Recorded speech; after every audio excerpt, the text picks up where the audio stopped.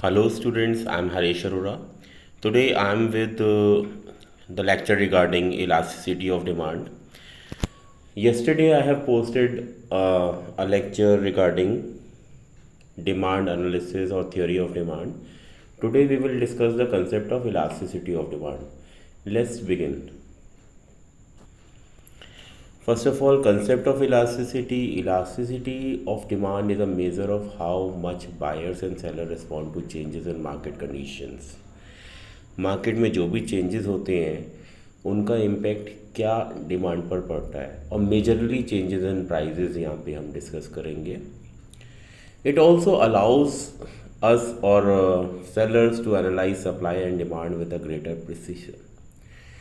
Elasticity का concept जब हम स्टडी करते हैं तो हम और माइन्यूटली डिमांड और सप्लाई के कंसेप्ट्स को जान पाते हैं. इलास्टिसिटी सप्लाई में भी होती है और डिमांड में भी होती है. फिलहाल हम डिमांड की बात कर रहे हैं. Types of elasticity. अगर क्वेश्चन पेपर में आपसे पूछा जाता है टाइप्स ऑफ इलास्टिसिटी तो आपको बताना है there are 3 types of elasticity, that is price elasticity, income elasticity and cross elasticity. Well, सबसे पहले वर्ड डिस्कस करना चाहिए था इलास्टिसिटी का मीनिंग क्या है. ठीक है, आई होप आप सबको पता होगा, लेकिन फिर भी let me explain. Elasticity is a word derive from elastic. Elastic जो हम यूज़ करते हैं घर पर अपने क्लोथिंग सेक्टर में, तो it has the power of expand और कंट्रैक्ट. राइट, ये एक्सपेंड भी हो जाता है और कंट्रैक्ट भी हो जाता है. Means it is flexible. Right, तो इलास्टिसिटी मीन्स फ्लेक्सिबिलिटी. अब हम बात कर रहे हैं टाइप्स ऑफ इलास्टिसिटी. तो there are majorly 3 types of elasticity: price elasticity, income elasticity and cross elasticity. Price elasticity means how much the demand responding in terms of change in price of own commodity. अगर product के खुद के price में change होता है तो उसका जो इम्पैक्ट है वो क्वांटिटी डिमांडेड पे कितना पड़ेगा, that is the elasticity, price elasticity of demand. अगर हम बात करते हैं इनकम इलास्टिसिटी ऑफ डिमांड की, तो हम बात करते हैं कि अगर इनकम किसी की चेंज होती है तो उसका इम्पैक्ट किसी की भी क्वांटिटी डिमांडेड पर कितना पड़ेगा. अगर एक पर्सन किसी पर्टिकुलर प्रोडक्ट को कंज्यूम करता है और उसकी इनकम बढ़ जाती है तो कितना वो कंजम्पशन बढ़ाएगा, और इनकम घट जाती है तो कितना वो कंजम्पशन घटाएगा. क्रॉस इलास्टिसिटी में क्या होता है कि डिमांड एक प्रोडक्ट की चेंज होती है और प्राइस दूसरे प्रोडक्ट का चेंज होता है. तो किसी पर्टिकुलर प्रोडक्ट के प्राइस के चेंज होने पर उसके सब्स्टिट्यूट या कॉम्प्लीमेंट प्रोडक्ट में की डिमांड में जो इम्पैक्ट आता है वो क्रॉस इलास्टिसिटी ऑफ डिमांड होता है. लाइक टी के प्राइजेज इंक्रीज हुए तो कॉफ़ी की डिमांड पर क्या इफेक्ट पड़ा, that is a substitution effect. Right, और अगर लेट मी से फ्यूल के प्राइजेस इंक्रीज हो रहे हैं तो कार की डिमांड्स पे क्या फ़र्क पड़ रहा है, कॉम्प्लीमेंट्री गुड्स की अगर हम बात करें तो. राइट,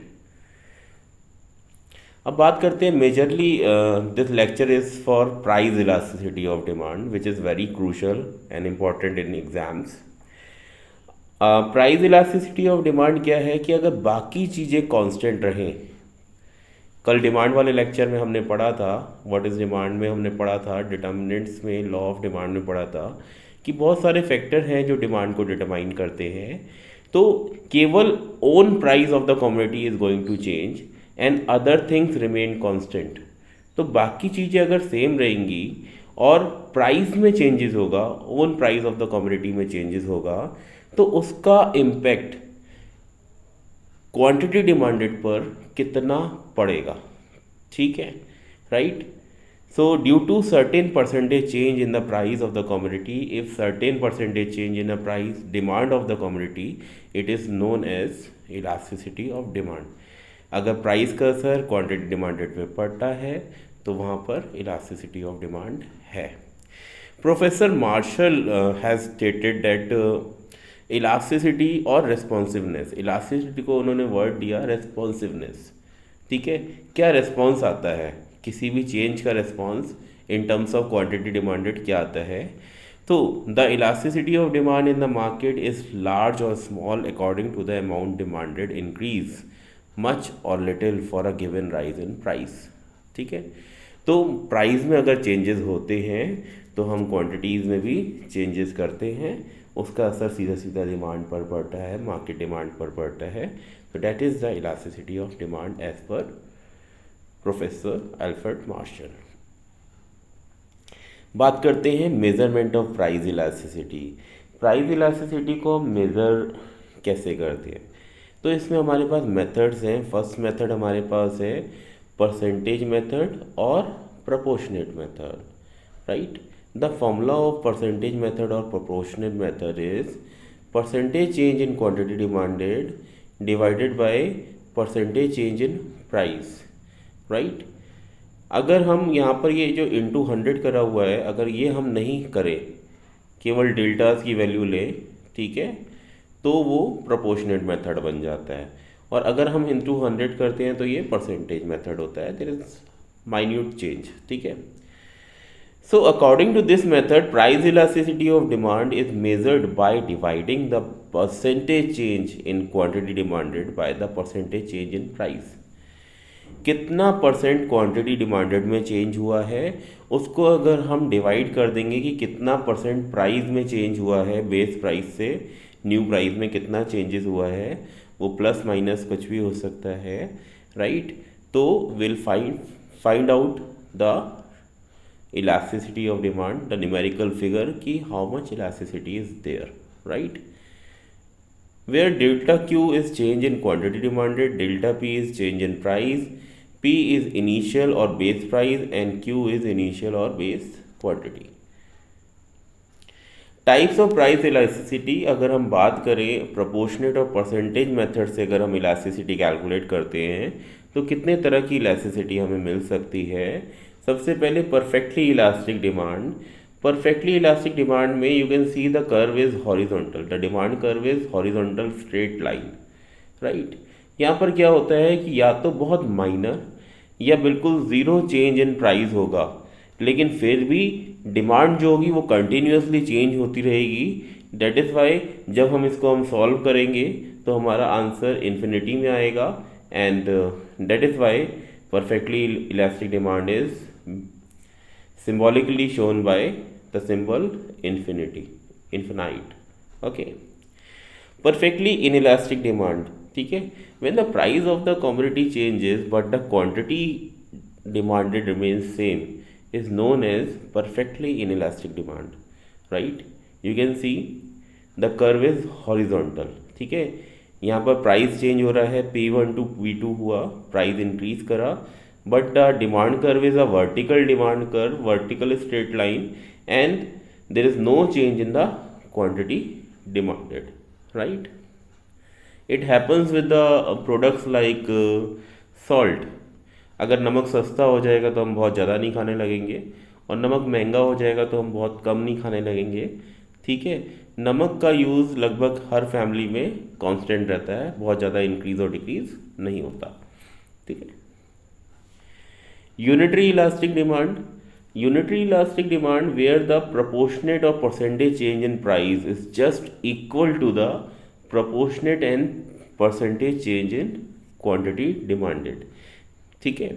तो जो प्राइस में चेंज होता है, अगर प्राइस 10% चेंज हो रहा है तो क्वांटिटी डिमांडेड भी 10% ही इंक्रीज और डिक्रीज हो जाएगी।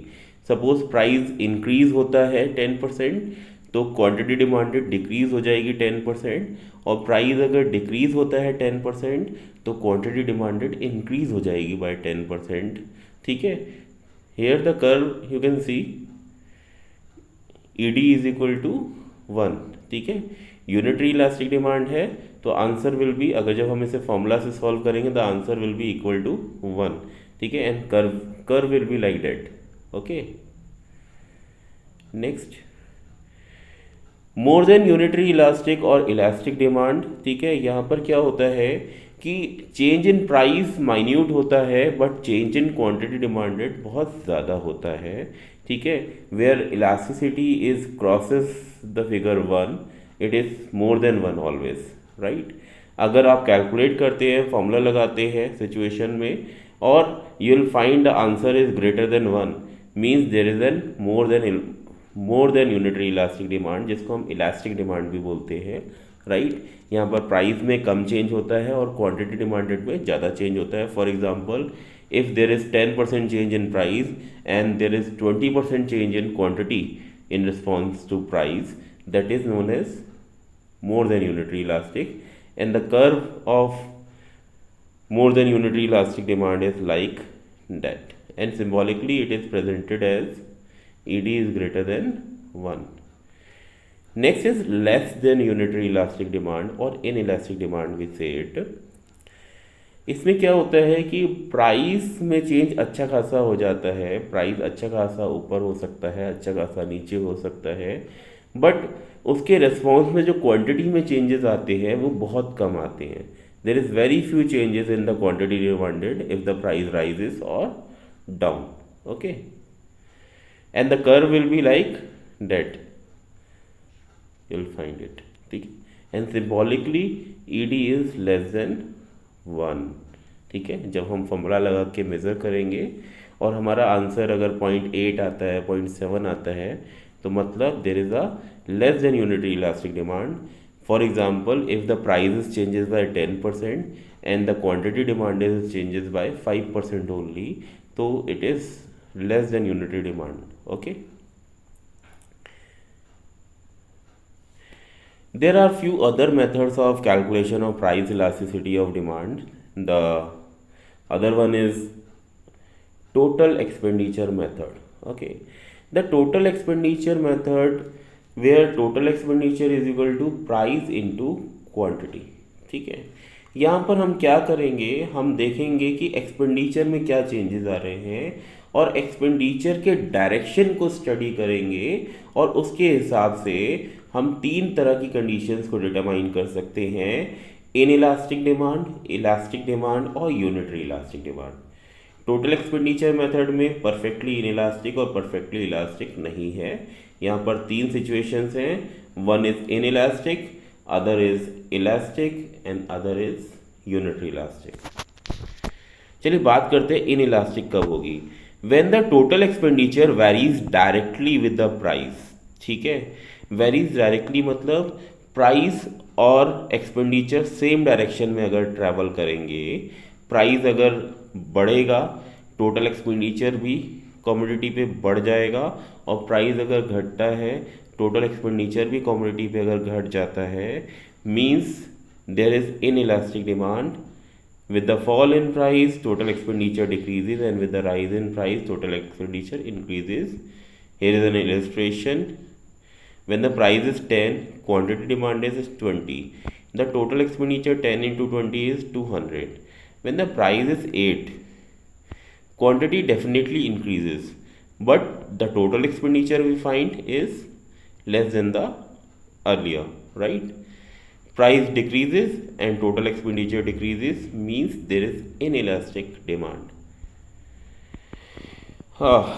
Case 2, that is elastic demand, when the total expenditure varies inversely.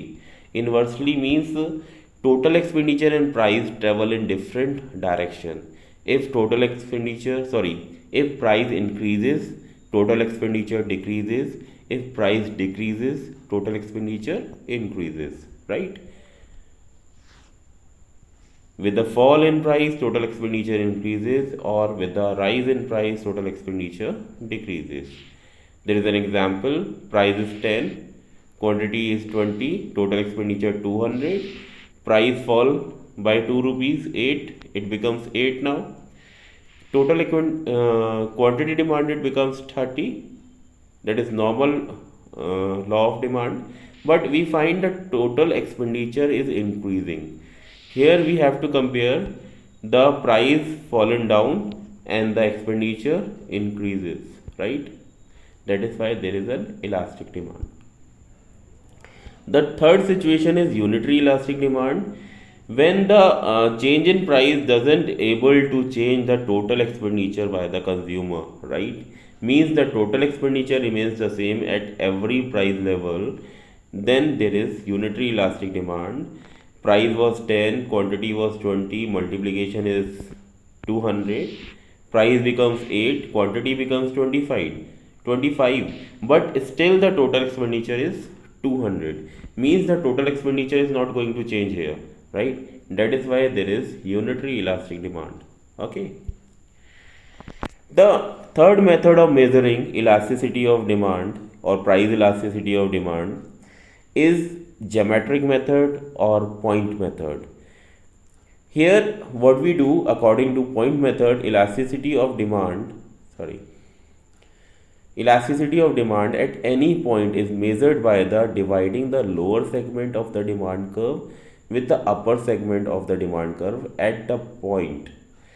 It can be calculated by dividing the lower segment by upper segment. Okay, the formula is price elasticity of demand is lower segment divided by upper segment. It gives you the following point C,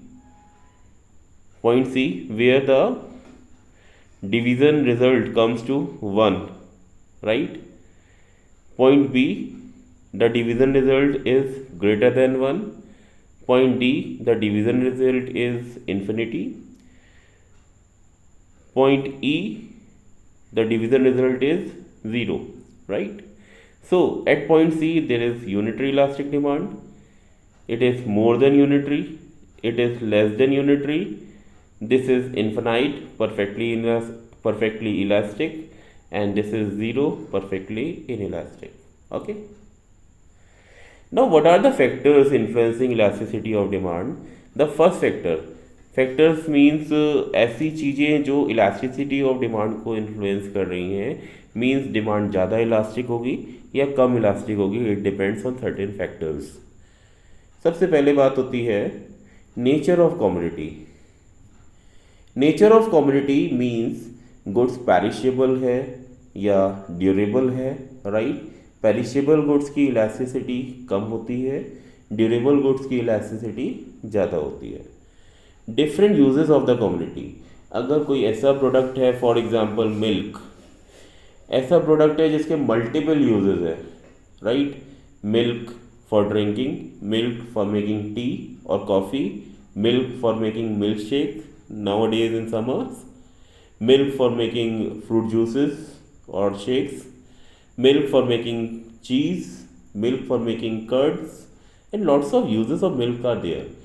If milk becomes cheaper, people increases the uses of milk. Okay, so the commodities having different uses, having the greater elasticity than the commodities having limited uses. Okay, ऐसी चीज़ें जिनके multiple use होंगे उनकी elasticity हमेशा ज़्यादा होगी, और ऐसी चीज़ें जिनके लिमिटेड यूजेस होंगे उनकी इलास्टिसिटी हमेशा कम होगी.